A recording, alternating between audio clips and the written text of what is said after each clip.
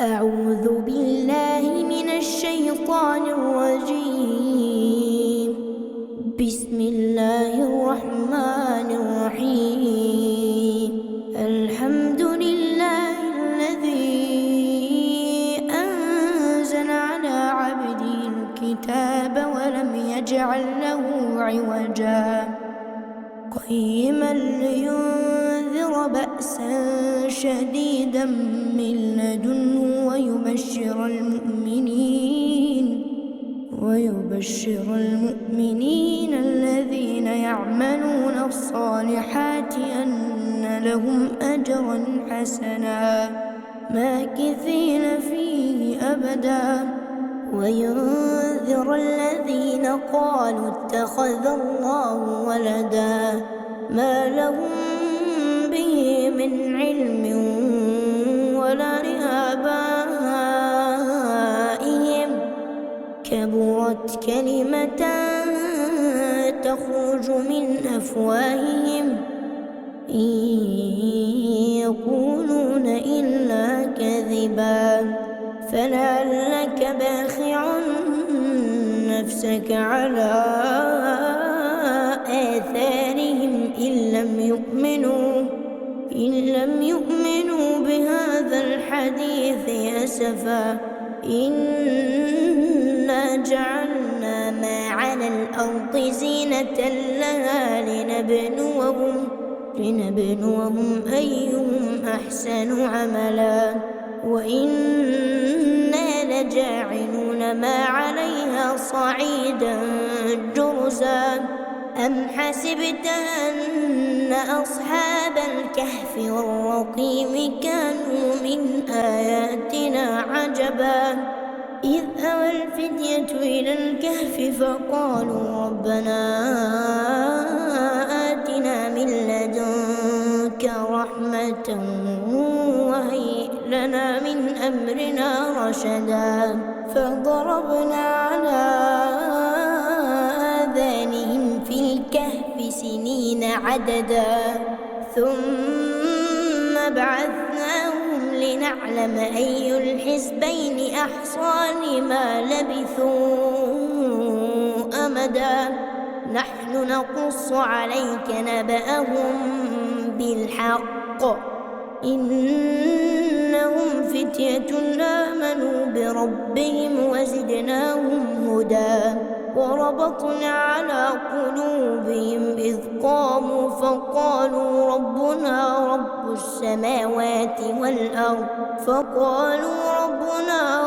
السماوات والأرض لن ندعو من دونه إلها لقد قلنا إذا شططا هؤلاء قوم اتخذوا من دونه آلهة لولا يأتون عليهم بسلطان بين فمن أظلم ممن افترى على الله كذبا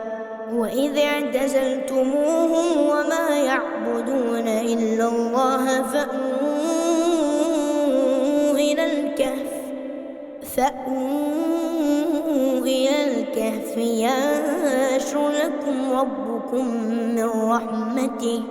ينشر لكم ربكم من رحمته ويهيئ لكم من أمركم مرفقا وترى الشمس إذا طلعت تزاور عن كهفهم ذات اليمين وإذا غربت تقرضهم ذات الشمال وهم في فجوة منه ذلك من آيات الله من يهد الله فهو المهتد ومن يضلل فلا تجد له وليا مرشدا وتحسبهم أيقاظا وهم رقود ونقلبهم ذات اليمين وذات الشمال وكلبهم باسط لو اطلعت عليهم لوليت منهم فرارا ولملئت منهم رعبا وكذلك بعثناهم ليتساءلوا بينهم قال قائل منهم كم لبثتم قالوا لبثنا يوما أو بعض يوم قالوا ربكم أعلم بما لبثتم فابعثوا أحدكم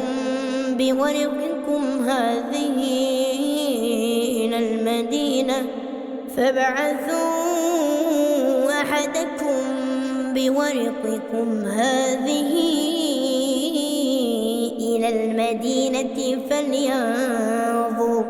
فلينظر أيها أزكى طعاما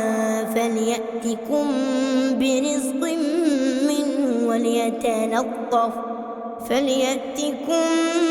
برزق منه وليتلطف ولا يشعرن بكم أحدا إنهم إن يظهروا عليكم يرجموكم أو يعيدوكم في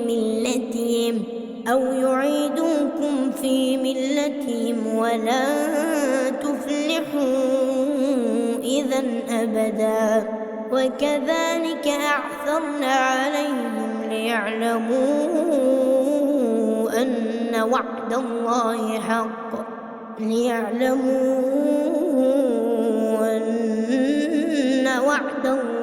حق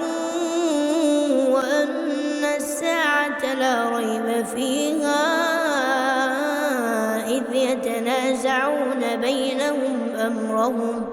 إذ يتنازعون بينهم أمرهم فقالوا ابنوا عليهم بنيانا ربهم أعلم بهم قال الذين غلبوا على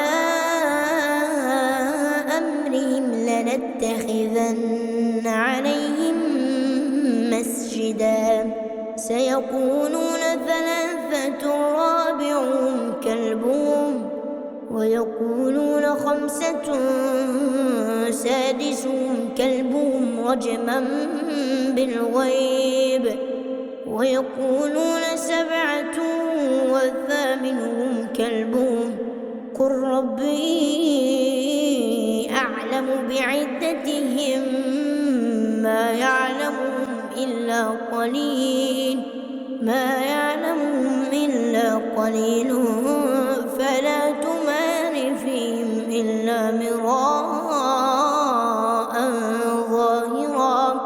فلا تمار فيهم إلا مراء ظاهرا ولا تستفت فيهم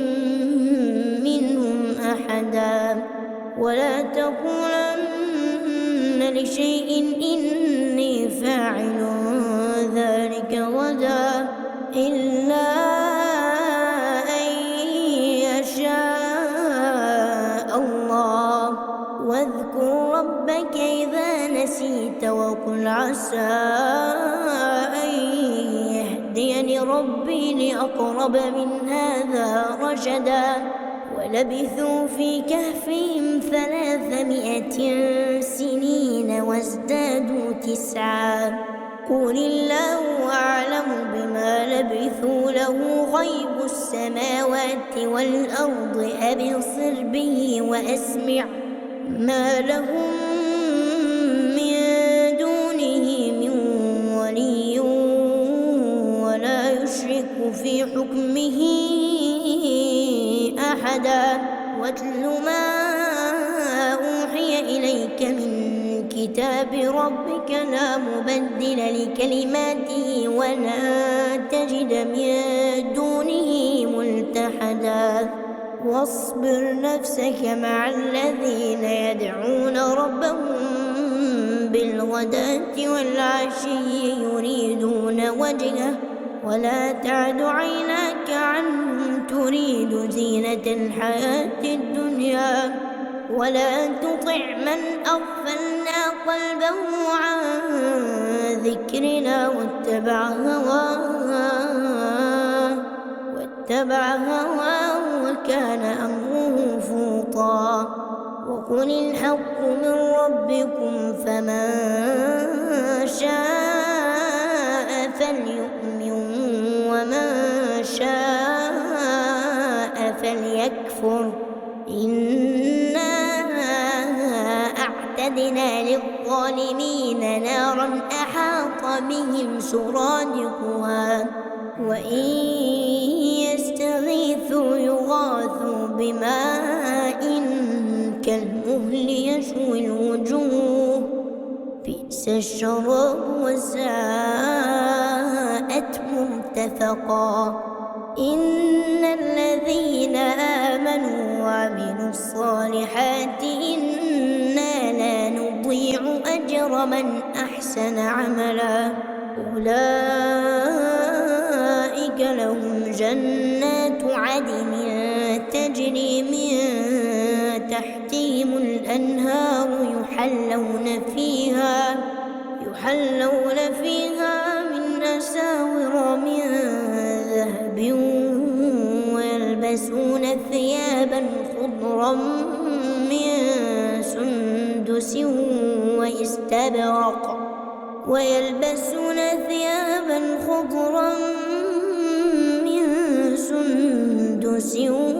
واستبرق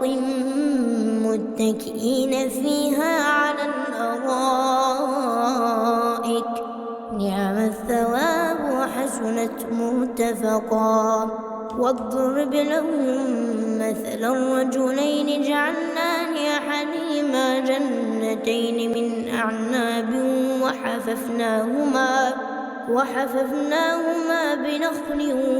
وجعلنا بينهما زرعا. كلتا الجنتين آتت أكلها ولم تظلم منه شيئا وفجرنا خلالهما نهرا. وكان له ثمر فقال لصاحبه وهو يحاوره أنا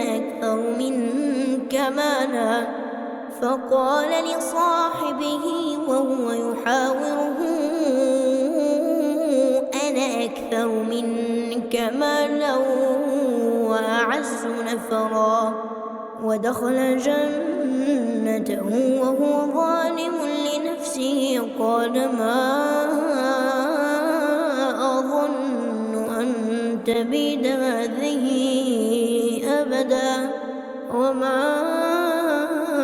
أظن الساعة قائمة ولئن رددت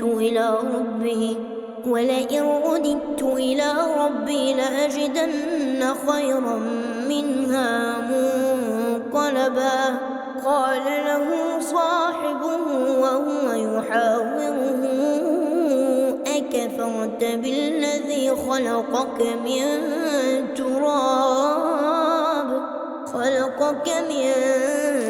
تراب ثم من نطفة ثم سواك رجلا لكن هو الله ربي ولا أشرك بربي أحدا. ولولا إذ دخلت جنتك قلت ما شاء الله لا قوة إلا بالله إن ترني أنا أقل منك مالا وولدا فعسى ربي أن يؤتيني خيرا من جنتك ويرسل عليها حسبانا من السماء فتصبح صعيدا زلقا أو يصبح ماؤها غورا فلن تستطيع له طلبا. وأحيط بثمره فأصبح يقلب كفيه على ما أنفق فانفق فيها وهي خاوية على عروشها ويقول يا ليتني لم أشرك بربي أحدا ولم تكن له فئة ينصرونه من دون الله وما كان منتصرا هنالك الولاية لله الحق هو خير ثوابا وخير عقبا واضرب لهم مثل الحياة الدنيا كماء أنزلناه من السماء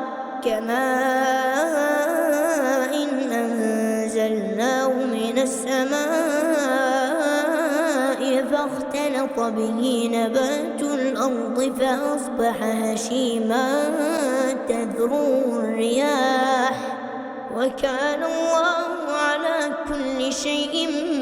مقتدرا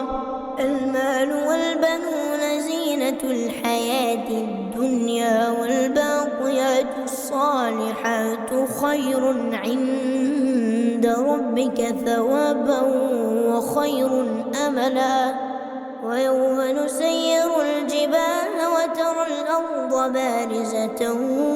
وحشرناهم فلم نغادر منهم أحدا وعرضوا على ربك صفا لقد جئتمونا كما خلقناكم أول مرة بل زعمتم أن لن نجعل لكم موعدا ووضع الكتاب فترى المجرمين مشفقين مما فيه ويقولون يا ويلتنا ما لهذا الكتاب لا يغادر صغيرة ولا كبيرة إلا أحصاها ووجدوا ما عملوا حاضرا ولا يظلم ربك أحدا وإذ قلنا للملائكة اسجدوا لآدم فسجدوا إلا إبليس كان من الجن ففسق عن أمر ربه أفتتخذونه وذريته أولياء من دوني وهم لكم عدو بئس للظالمين بدلا ما أشهدتهم خلق السماوات والأرض ولا خلق أنفسهم وما كنت متخذ المضلين عضدا ويوم يقول نادوا شركائي الذين زعمتم فدعوهم فلم يستجيبوا لهم وجعلنا بينهم موبقا ورأى المجرمون النار فظنوا أنهم مواقعوها ولم يجدوا عنها مصرفا ولقد صرفنا في هذا القرآن للناس من كل مثل وكان الإنسان أكثر شيء جدلا وما منع الناس أن يؤمنوا إذ جاءهم الهدى ويستغفروا ربهم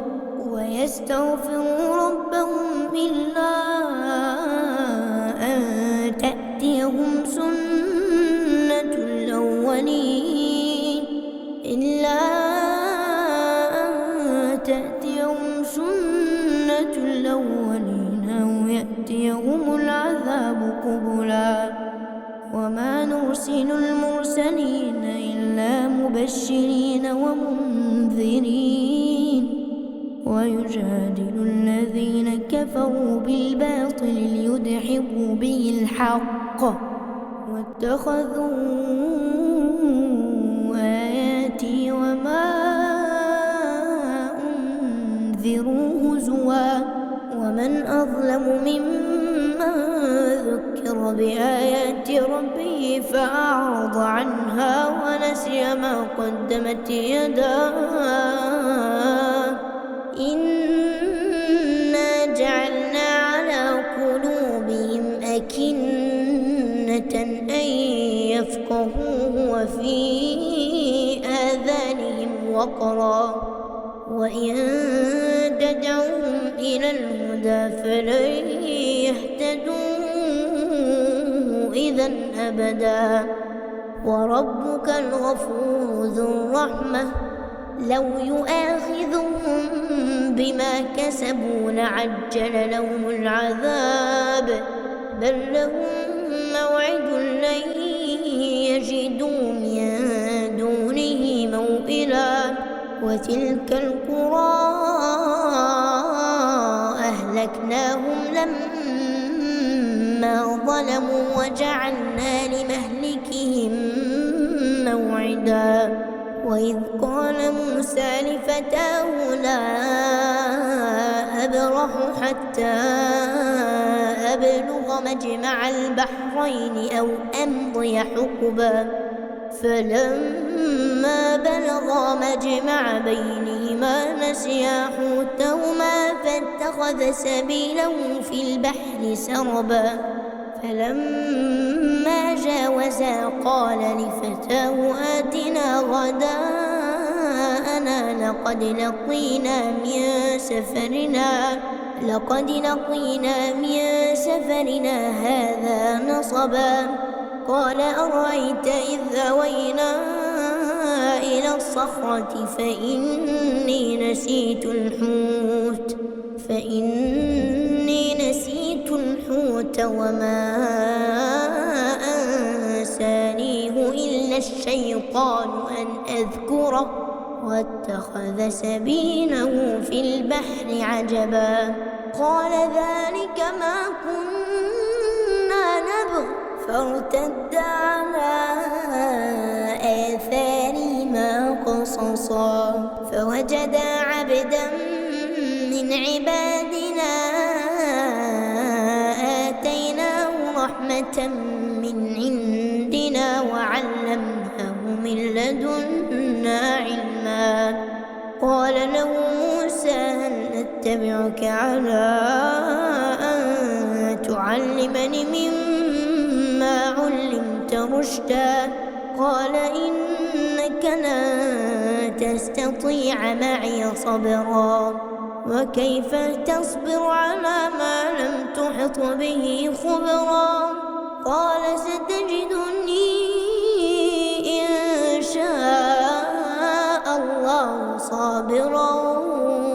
ولا أعصي لك أمرا قال فإن اتبعتني فلا تسألني عن شيء حتى أحدث لك منه ذكرا فانطلقا حتى إذا ركبا في السفينة خرقها قال أخرقتها لتغرق أهلها لقد جئت شيئا إمرا قال ألم أقل إنك لن تستطيع معي صبرا قال لا تؤاخذني بما نسيت ولا ترهقني من أمري عسرا فانطلقا حتى إذا لقيا غلاما فقتله قال أقتلت نفسا زكية بغير نفس لقد جئت شيئا نكرا قال ألم أقل لك إنك لن تستطيع معي صبرا قال إن سألتك عن شيء بعدها فلا تصاحبني قد بلغت من لدني عذرا فانطلقا حتى إذا أتيا قرية استطعما أهلها فأبوا أن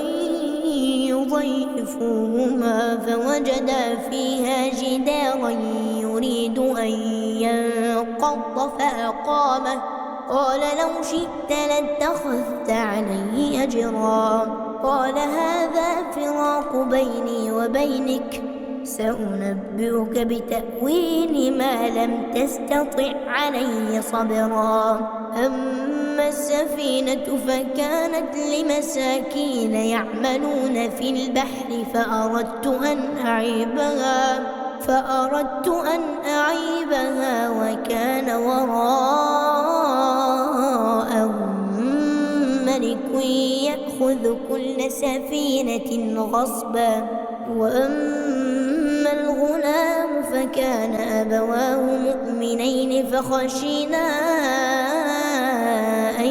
يرهقهما طغيانا وكفرا فأردنا أن يبدلهما ربهما خيرا منه زكاة وأقرب رحما وأما الجدار فكان لغلامين يتيمين في المدينة وكان تحته كنز لهما وكان أبوهما صالحا فأراد ربك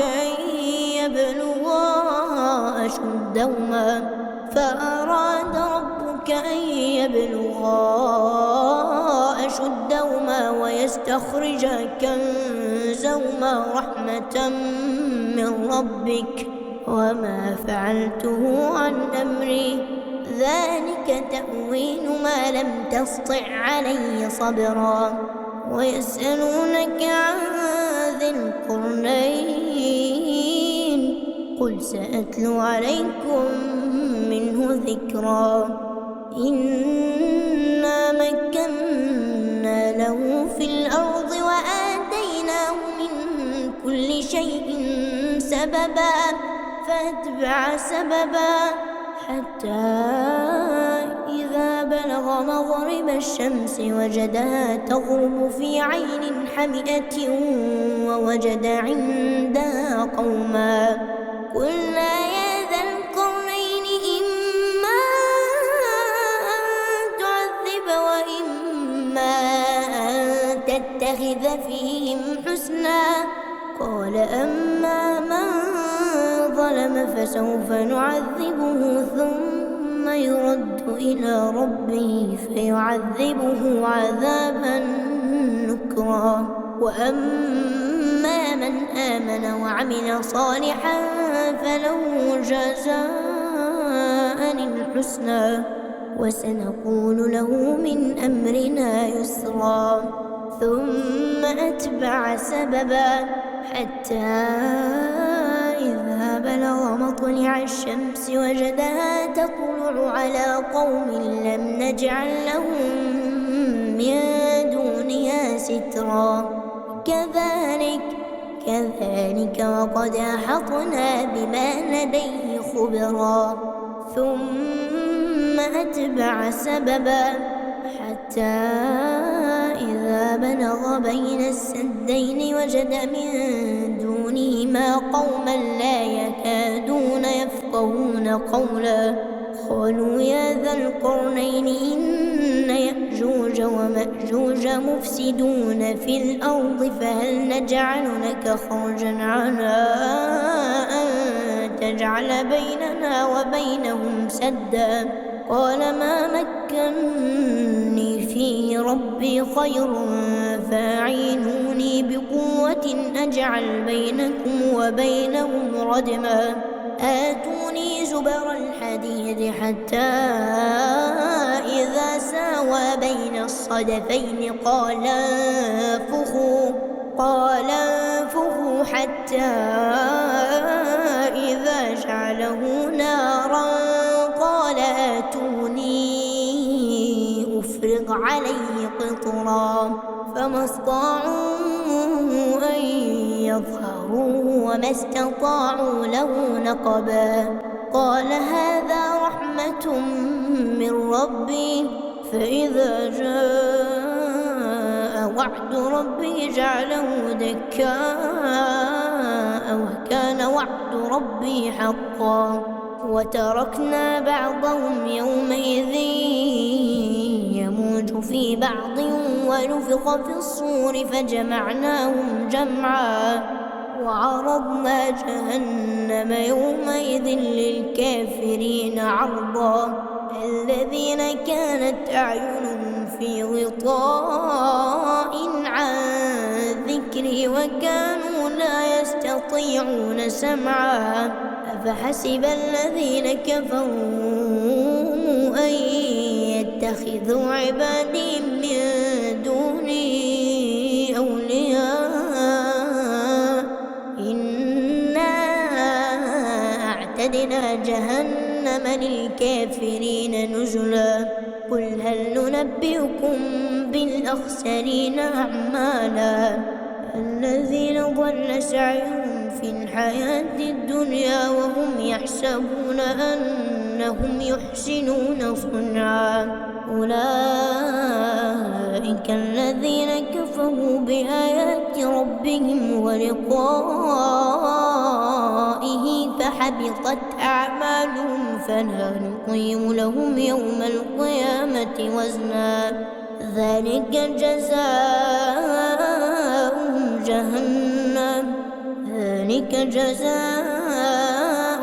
جهنم بما كفروا واتخذوا آياتي ورسلي هزوا إن الذين آمنوا وعملوا الصالحات كانت لهم جنات الفردوس نزلا خالدين فيها لا يبغون عنها حولا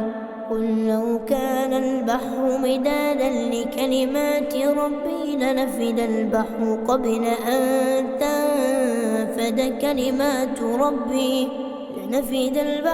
قبل أن